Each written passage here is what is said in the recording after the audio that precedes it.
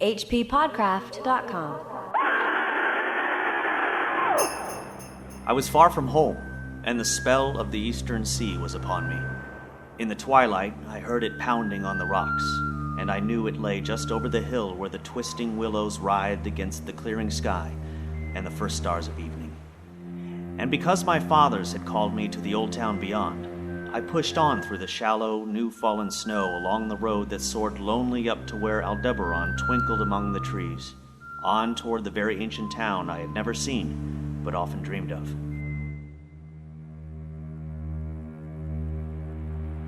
That was the opening of the H.P. Lovecraft story, The Festival. And who was that fellow that read that? That was Scott McDonald. Oh, yeah. A fine actor who's he is. Collaborated with us on a number of things. And Number of projects. Including this, which he just did Yeah, now. good job. And by us, you mean... I'm Chad Pfeiffer. Oh, and I'm Chris Lackey. And this is the H.P. Lovecraft Literary Podcast. At hppodcraft.com. The story opens up with a quote by Lactantius. Lactantius? Is that a relative of yours, Chris, from the distant past? Yeah, my family used to be the Lactantiuses. Yes, Americanized it to Lackey Yeah. when they came into these shores. It says, Efficiunt daemones ut quae non sunt, sic tamen quasi sint, conspicienda hominibus exhibiant, which means devils work so that things which are not appear to people as if they were real. Which I assume means we're going to see some unreal things in this story. Wow. Some things that we might think are real, but actually are not. Right. And I just want to give some credit. You know, that translation you just did there was by Kenneth B. Murdoch. It was. Yeah. He worked hard on translating that, Chad, and I think you were just going to pretend that you translated that yourself. Actually, I did translate it myself. You did? With Wheelock's Latin grammar, and then I realized that I didn't have to do that because it was in the annotated book. It is in the annotated H.P. Lovecraft, The Call of Cthulhu and Other Stories. But thanks for busting me, nevertheless. That's fine.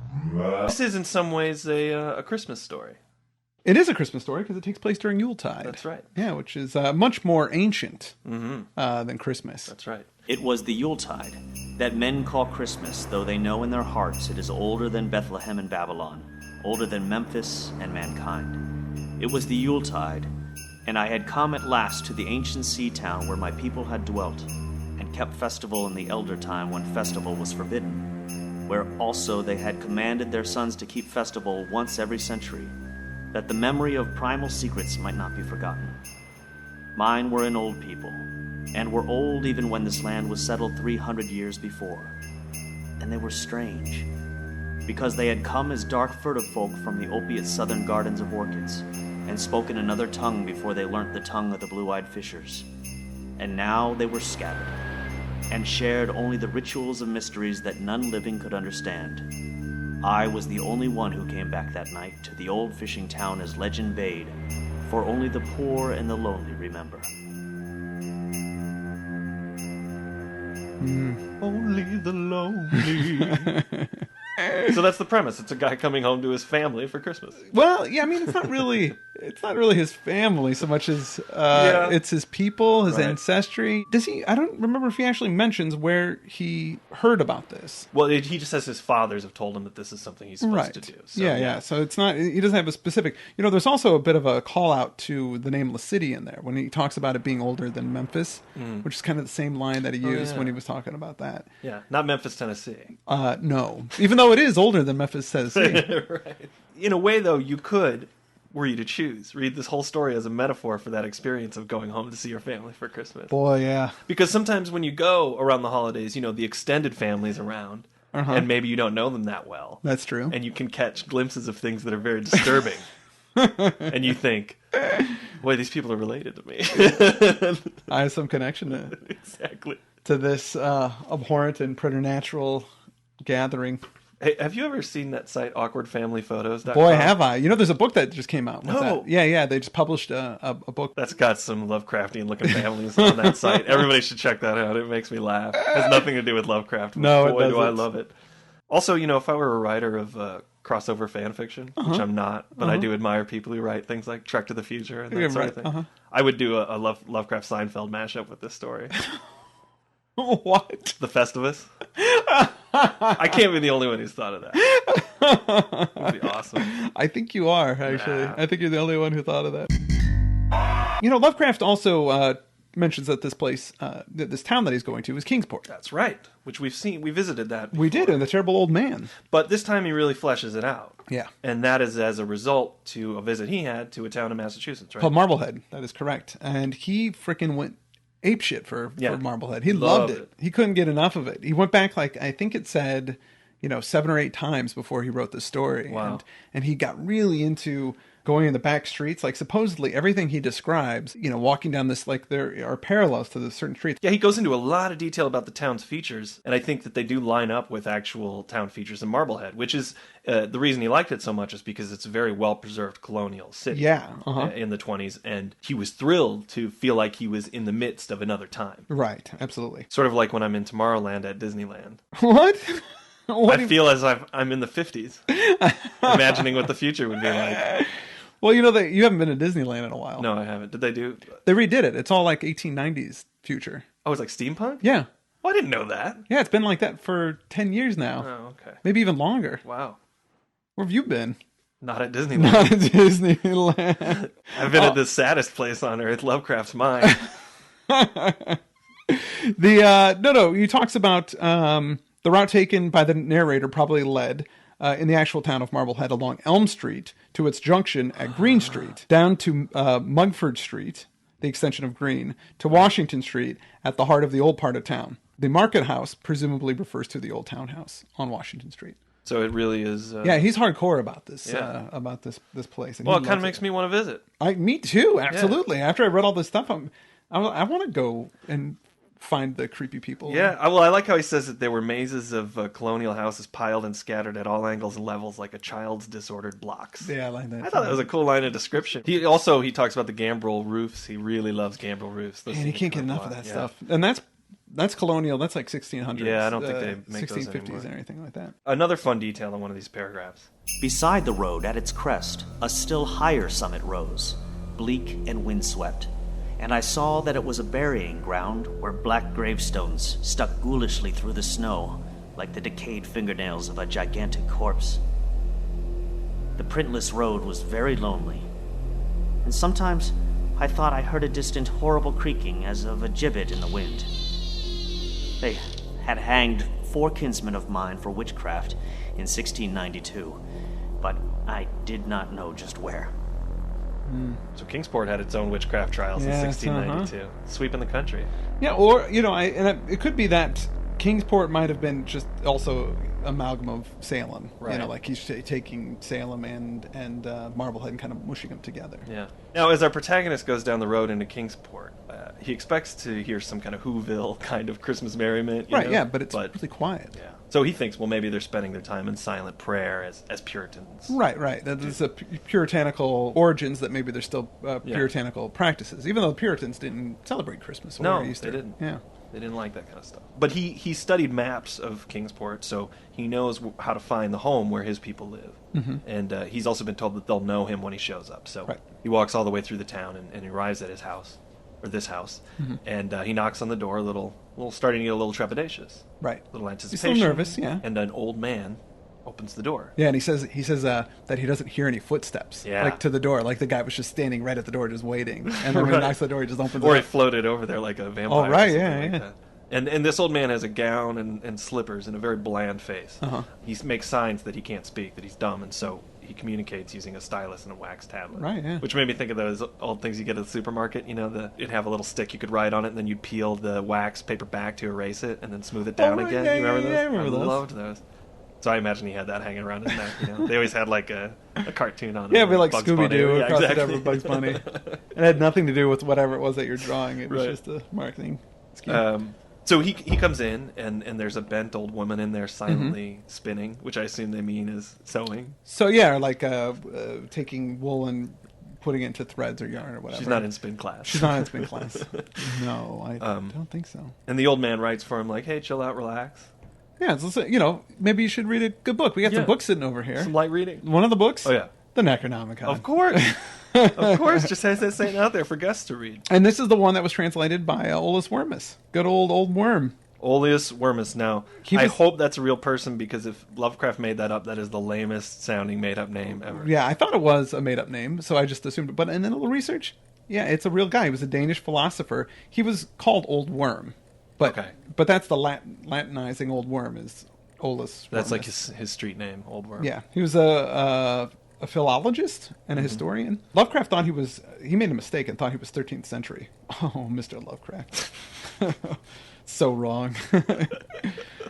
Mr. Worm, 1588 to 1654. Okay, So but he made a Latin translation of the the Necronomicon, yeah. the unmentionable Necronomicon. The unmentionable. Just even though mentioned in here a couple of Yeah, times. he mentioned it. One thing about that guy, though, the guy that let him in, is he starts to suspect that his face is so bland looking that he's wearing a mask. Yeah, it's not really, it's a wax face. Yeah. Because he realizes it doesn't move at all. Right. Yeah. And he's got gloves on what he describes as his flabby hands. Yeah. So, something weird under the surface there. Something weird's going on. So he's extra creeped out right now. He's sitting in this room. This woman is sitting over there spinning. Mm-hmm. The creepy dude is just sitting down next to him. Then he He decides to go ahead and do the light reading. yeah, he's going to do some blind reading. One thing I think that was funny that he said is, he says, my father's told me to expect weird things, so I guess I'll just get into some weird stuff. I'm here. I might as well read the Necronomicon. Yeah, why not? That's sort of like, I went on a vacation in the Caribbean once, and everybody was going to the spa, which is something I would never do. But I Right. was like, hey, this is what people do when they're on vacation, right? So I went and I got a pedicure.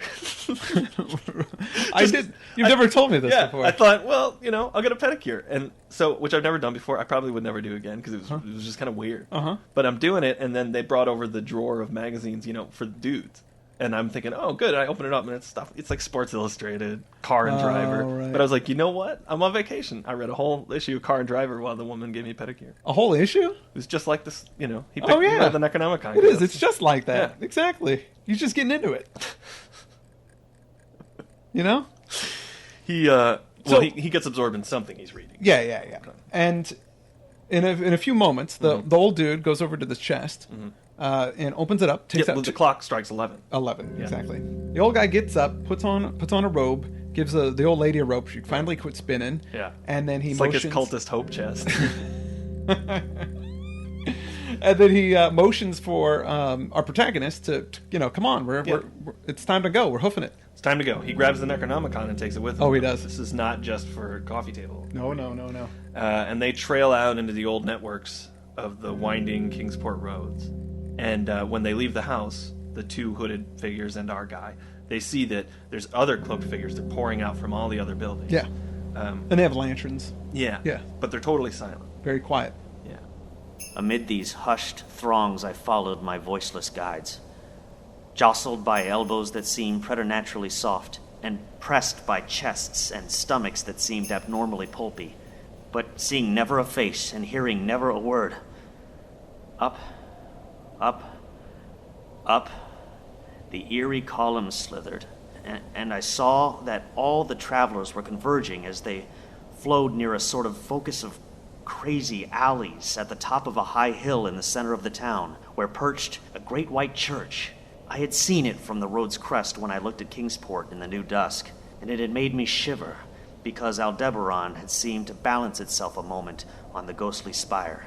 I love the image of the constellation balancing itself on the top of the church in a way. It's Yeah. pretty neat. This they think that this church, well, Joshi specifically thinks that this church was either the first meeting house, which was built in 1648, or the second congregational church, which was built in 1715 In Marblehead. in Marblehead. Okay. Yeah. Or it might be a fusion of the two, but they're supposedly they look very similar to what Lovecraft's describing here. So anyway, they go into the church.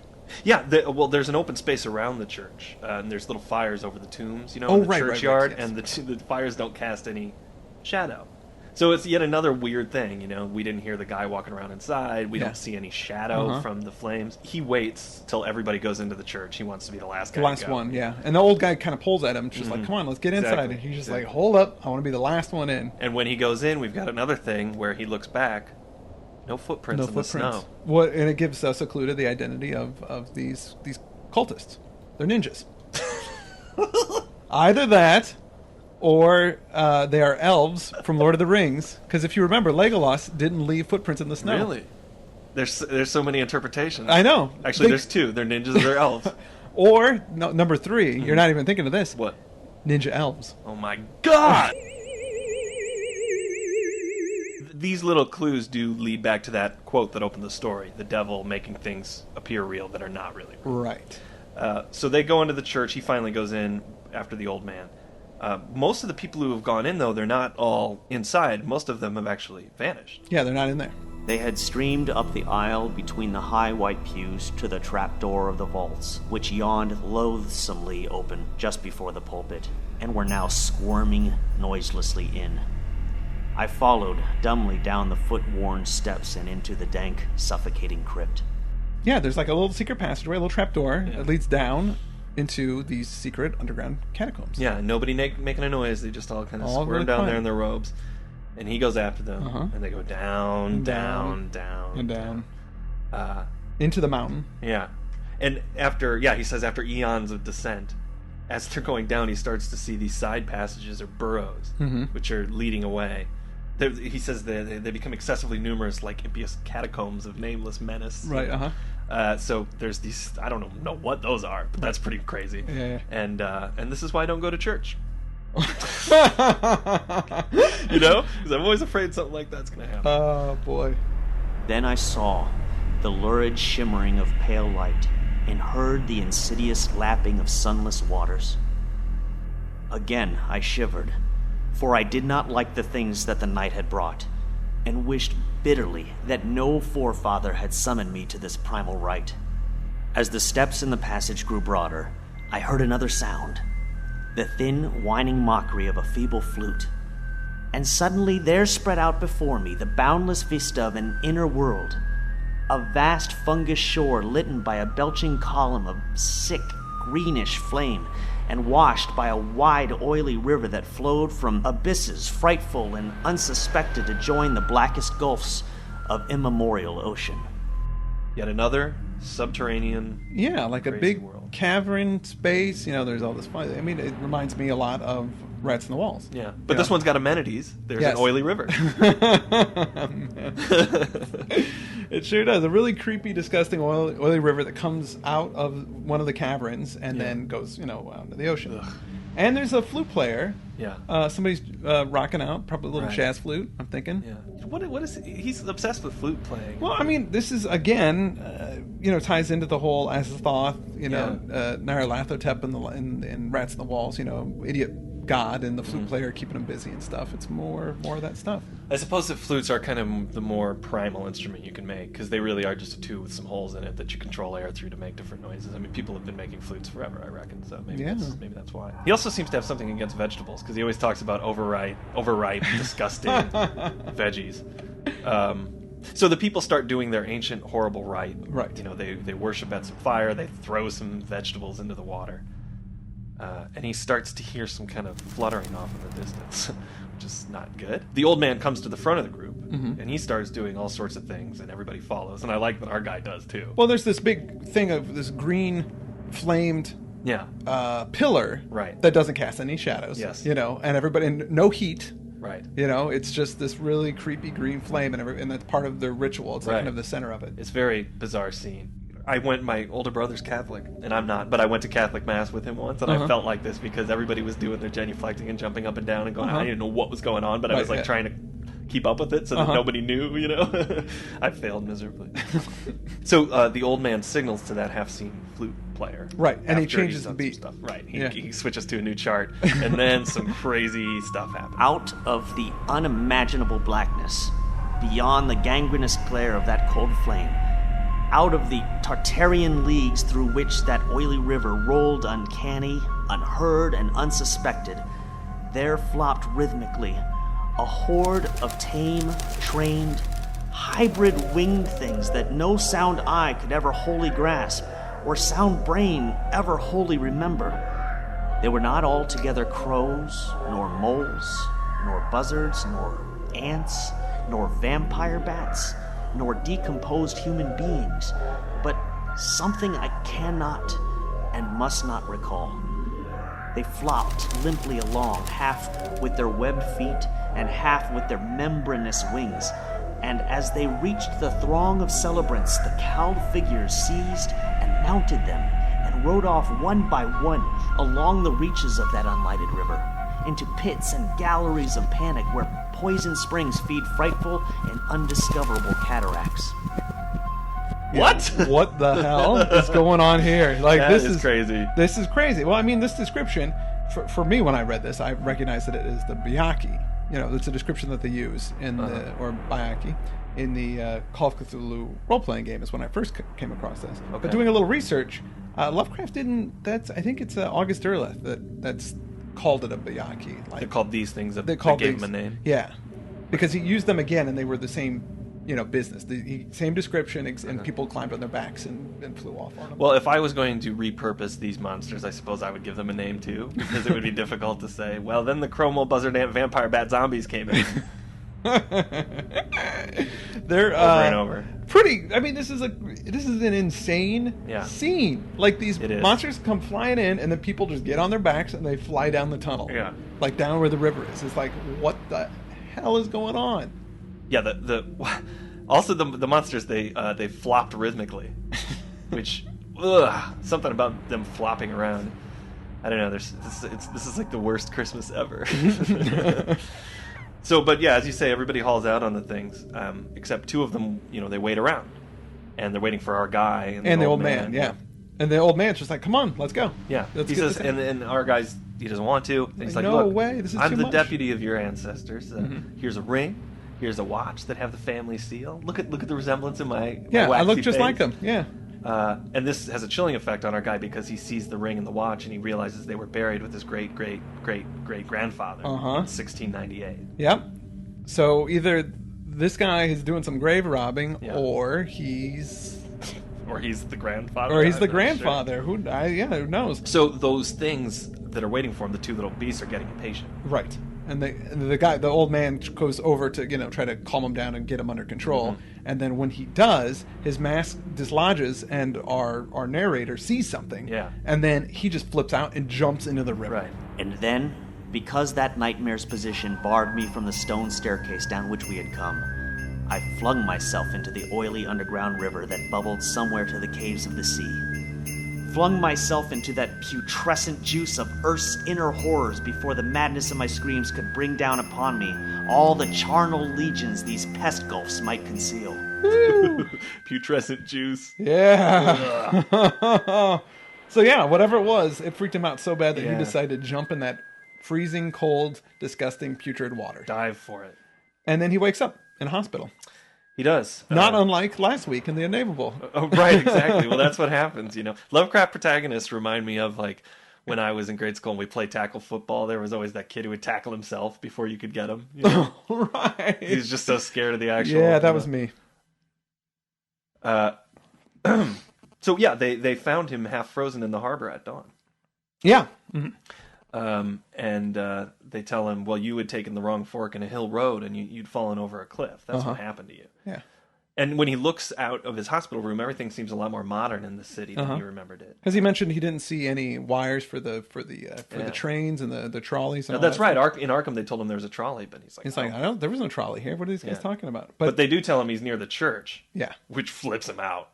So they move him to St. Mary's Hospital back in Arkham. in Arkham, which has it's kind of a better hospital. It is a better hospital, though the doctors in that hospital have some curious practices when they treat their patients with psychosis. Yeah, this is a strange thing. He goes, there was this book, this Necronomicon, and they go, hey, we got a copy of that over Yeah. at the library. Over at Miskatonic Library. Miskatonic Library. You know what? To help you get over your psychosis, we'll go get that book for you. Yeah, what are they talking about?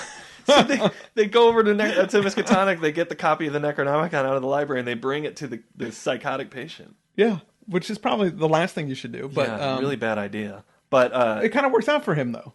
it works out in a way, yeah. Because he looks at it and he goes, yes, this is the book I saw. This is the exact same thing. And he remembered, everything he, found from it. Because there was a certain passage in there that he'd read before. Uh-huh. And he remembers it. Yep. Which means that that all really happened. And the passage says, The nevermost caverns, wrote the mad Arab, are not for the fathoming of eyes that see, for their marvels are strange and terrific.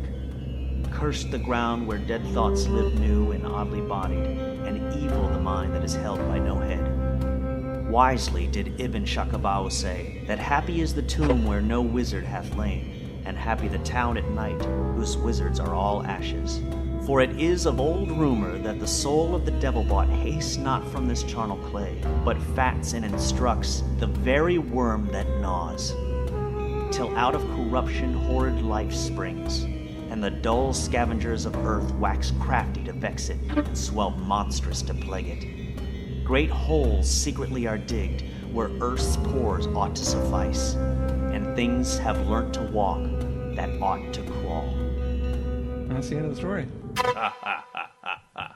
Yeah, it's I don't quite understand. I mean, you know, I've read this a few times over, and I'm still not exactly sure what it is. I mean, I think basically the dead sorcerers, the worms and the creatures and things, eat them up, and their consciousness somehow turns these worms into people, or worm creature people, or something. That's what I imagine, that these giant burrowing holes in the ground are for giant wormy things to kind of careen around in. Right, yeah. Then there's the, or maybe fly around in on these creatures. And yeah, I mean, it says the wizards fat and instruct the very worms that gnaw at them. Right, no, well, yeah, it's not made from the clay, but it's made from fats. And then the devil, or whomever, instructs the worms to eat the fat. Yeah. Well, no, they fat the worms up on their own bodies, and then they kind of, because of that, they're able to instruct them, and that corruption gives... I don't know, man. I think that they're... From the way that he describes the fleshiness and the preternaturally softness and stuff, I imagine that they're all these worm people with wax masks on. And yeah. Which is really gross and creepy. And, it's and cool. Awesome. Yeah. It's really cool. Good job, Lovecraft. That's what I say. But this is a good story. I mean, I was into it. And normally, a lot of the descriptive flowery stuff sometimes turns me off, but I was really into it in this story. Yeah, I didn't think it was too overdone. No. He didn't have a ton of gothy language in here. I mean, you could tell that he's really interested in the architecture of the town, when it was sort of like Music of Eric Zahn, where he described the hill where their apartment complex was. Where his building was, in Music of Eric Zahn had that same kind of rich architectural description that really conjures up this town from out of space, out of time. Out of space, out of time. Yeah. Yeah, it's pretty cool. But it was written in October of 1923, but it wasn't published until 1925, January, Weird Tales. One of the interesting things about this is Lovecraft mentions that there was a book that kind of inspired him. It was Miss Murray's The Witch Cult of Western Europe. Mm-hmm. Now, this book was kind of a big deal. A lot of people have sort of debunked it, but it made kind of a big splash at the time. In Miss Murray's theory was that witchcraft and goddess worship and paganism, they weren't just random things, but they were all connected. They were like, you can follow it back to before Greece, before ancient Greece, and and Isis worship and Hera worship, and they were all the same thing, and they just got changed. They all come from the same source. And she used a lot of the words that are now used in common Wiccan practices, things like the Coven and Esbat and the Wiccan Wheel of the Year and the Horned Godare, like all these things. And she wrote this. I've heard all those words because my other brother's Wiccan. So when I went to his, that's not true. But there was this guy, Gerald Gardner, who in the 1950s publicized Wiccan and said it was like this ancient religion. Like, oh yeah, when she was writing about that, it's this. This is the true religion that all those other things are based off of. Right. And the guy was just taking her stuff and then saying that it was older and then using all these words and these practices. So modern Wicca really has a lot to do with this Gardner guy, Gerald Gardner, and Miss Murray. So people who are Wiccan are actually worm people. No, you got that all wrong. But Lovecraft got inspired by this because I'm a good listener. Lovecraft got inspired by this because the idea of this old religion that all these other religions are mimicking got him thinking, and that's what this is kind of about. Okay, no, it's pretty neat. Yeah, I think it's totally cool. There you go. I really liked the festival. It's that last paragraph that really gets me. Really, this time when I read it and read that excerpt, which this might be the only time, maybe I'm wrong, but it's definitely the first time that an actual quote from the Necronomicon was used in one of Lovecraft's stories. Yeah, he quotes it. Other than that which is dead that may turn alive, but this is like a whole section of text from it. Yeah, and then Lovecraft writes the thing, the Necronomicon. The history of the Necronomicon? History of the Necronomicon. That's got plenty of stuff from it. I would have thought that it was a much more valuable book and difficult to lay hands on than it seems in the story. It's like everybody's got a copy of it on their bedside table. Well, it's in there twice. But I mean, it really is crazy that they went and got it from the library. Yeah, it just seems like a really bad idea. Nuts. Well, what are we doing next week? Next week, we are doing Under the Pyramids, which was originally called Entombed with the Pharaohs. Entombed with the Pharaohs. Or Imprisoned with the Pharaohs. Imprisoned with the Pharaohs, yeah. Yeah. When I read it, it was called Imprisoned with the Pharaohs. Yeah. So I don't know what the story of that title change is, but we'll probably get it. Well, the protagonist of that story is Mr. Harry Houdini. That's right. He ghost wrote that one for... Which is pretty exciting. And we're having our guest host is coming back. Andrew Lehman will be with us next week. So it's going to be pulpy sweet. It will be delicious. I don't know if you know about Hulu. No, I don't want to advertise or anything. Site, here. Hulu.com. Hulu.com. HULU.com. I do. That's how I watch my television. Yeah, but it's pretty awesome. But they've got a lot of old stuff on there, and they have the old night galleries. Yeah. And there are 2 Lovecraft adaptations on the night gallery. Oh.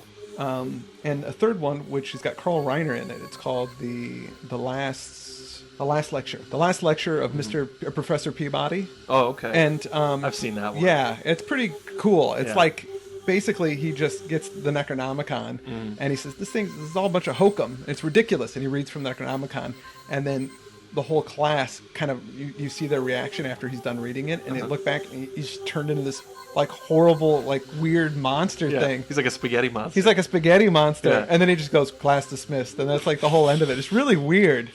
I haven't watched Cold Air yet, but I did watch Pickman's Model, which is another one. Oh, Cool Air, yeah, sorry. But I have watched Pickman's Model, and is it good? well, it's definitely interesting, and it was a little creepy at points, but the costumes are really crappy looking. Yeah. And it's really overly lit.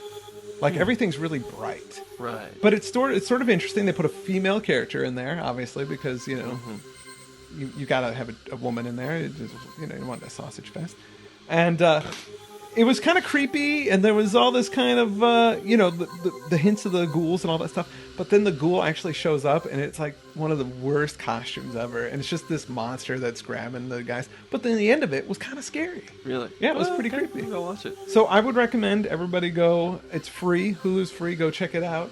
Enjoy some night gallery. I'm still laughing that the work of Lovecraft is indeed a sausage fest. Maybe that should be a critical essay. I'm going to write a critical essay called Lovecraft, the Sausage Fest Maker. Look out for it, folks. hppodcraft.com